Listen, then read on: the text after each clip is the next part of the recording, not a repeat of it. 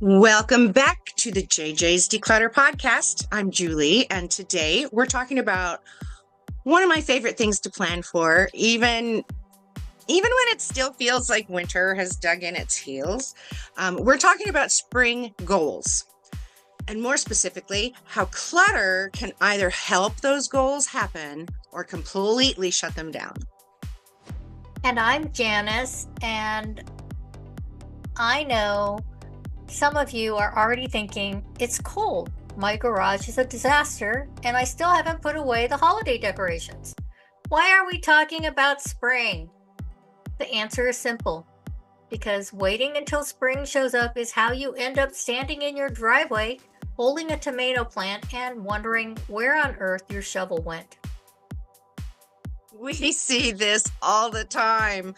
People have great spring intentions. They want to garden, entertain outside, get active, or finally park in the garage again, but their stuff is literally in the way. Exactly. The goals aren't the problem. The clutter is. When things you need are broken, buried, or scattered, everything feels harder than it needs to be. Motivation drains fast when you have to dig through chaos just to get started.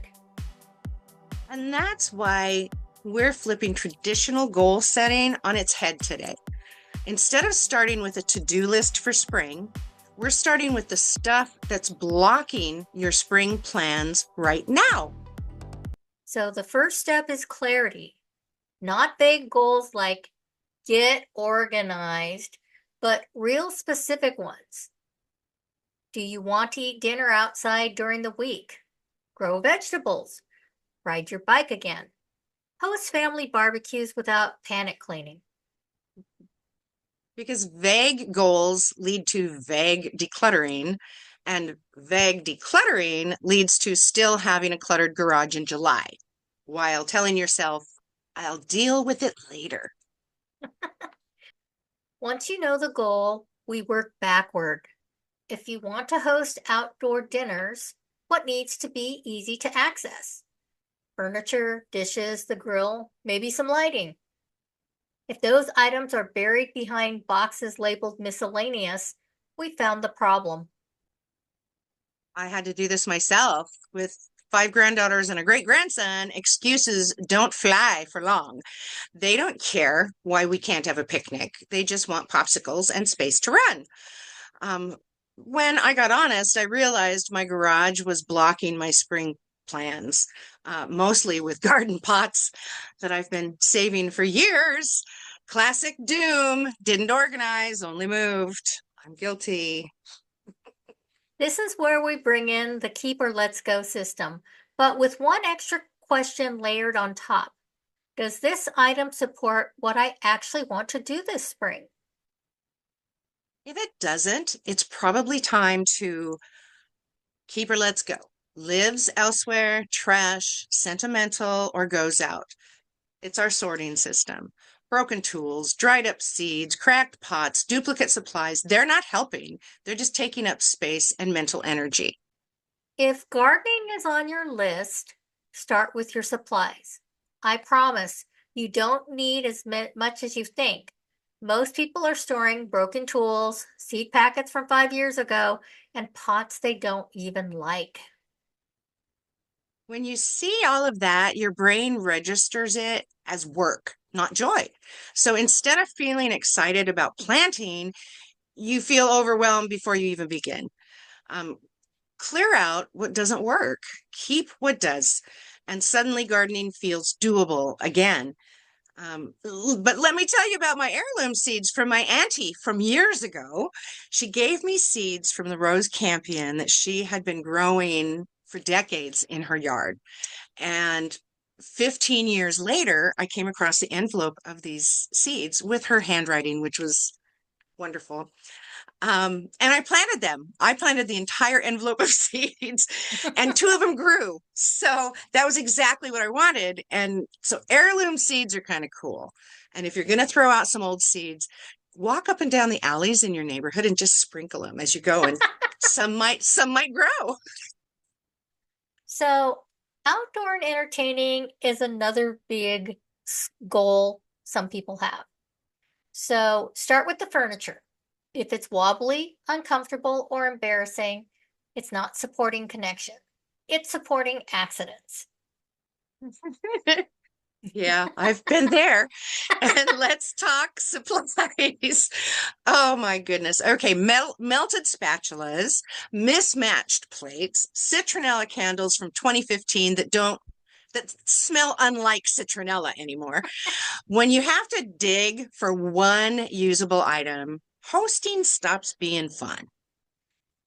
Picture the gathering you actually want, then look at what's standing in the way. That gap is what you declutter. Not everything, just the stuff blocking the experience. This one comes with a lot of emotion. Getting active, bikes, weights, yoga mats, all bought with the best of intentions. And every time you see them unused, guilt pops up. And here's the truth. Keeping something you don't like doesn't make you more likely to use it. It just keeps the guilt alive. If you haven't touched it in a year, it's okay to let it go and support the activities you actually enjoy. Make the things you do want to use easy to grab.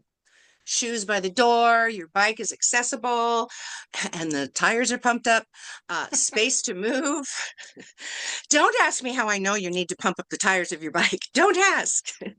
But that's how follow through happens, is making sure you can easily grab those things.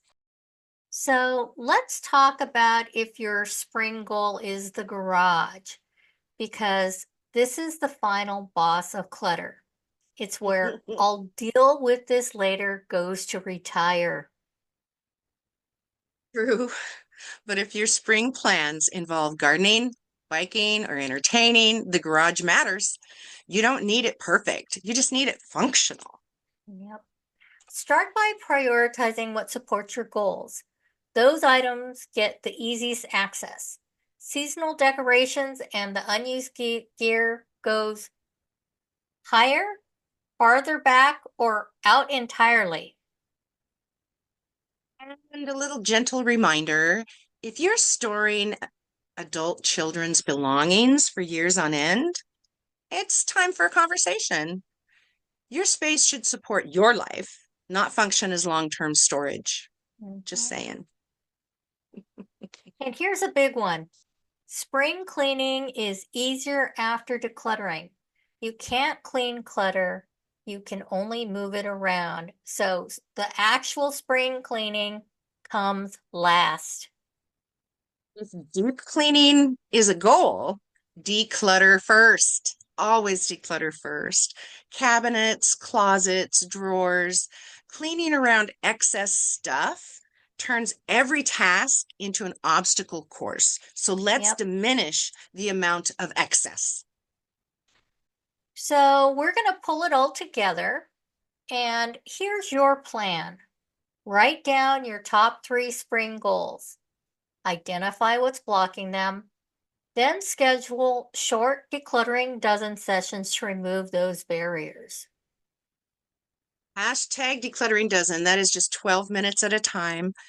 Have your let's go bags ready for your sorting. And there's no perfection required, none, just progress, just Mhm. progress. You're not just clearing space, you're making it easier to live the way you want to live. And decluttering doesn't have to be lonely or overwhelming. It can actually be kind of fun. Especially when you can finally find your gardening gloves without a search party. Or a treasure map. Um, so, Janice, the whole idea of catch-up cleaning really ties into what we're doing in the Clutter Crushers Club, doesn't it? Oh my gosh, absolutely. The Clutter Crushers Club is our membership community, and it's specifically designed for people who feel like they're always playing catch up with their homes. We have members who joined us because they're overwhelmed. They've got piles everywhere, they can't keep up with the daily stuff, and they definitely can't get ahead to do any deep cleaning. Right.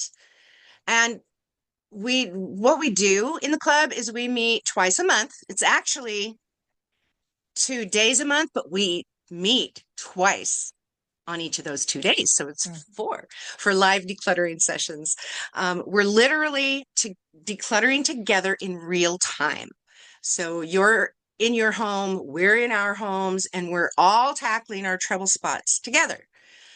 There's no judgment, it's just action. And here's the thing. When you declutter regularly with us, that catch-up cleaning becomes so much easier because you're not constantly working around clutter. Exactly. We also run challenges throughout the year, like our February Decluttering Through the Alphabet challenge that's going on right now. And this challenge is where we focus on a letter a day, which can stand for an area or an item. And when you're working in a community, the accountability is huge. And when you're working with a group, you're way more likely to actually do the work instead of thinking about doing it someday. True. And the community support is amazing. These are people who get it. They understand what it's like to feel behind. They're not going to judge your messy kitchen because they have one too, off and on. Anyway, we laugh together, we encourage each other, support each other, and we get stuff done. So if you're tired of always playing catch up and you want some real support and accountability, come check out our Clutter Crushers Club at www.abcdeclutter.com. Yes, because you don't have to do this alone. No, you don't. Remember, we're here for you. So until next time, our friends, keep it simple. Keep it intentional. And as always, keep decluttering. Keep decluttering. And she starts laughing. Oh my goodness. So keep it simple. Keep it intentional. And as always, keep decluttering. We hope you enjoyed this, and you can vote and tell us, did you like closing 1 or closing 2? Until then, Bye. enjoy.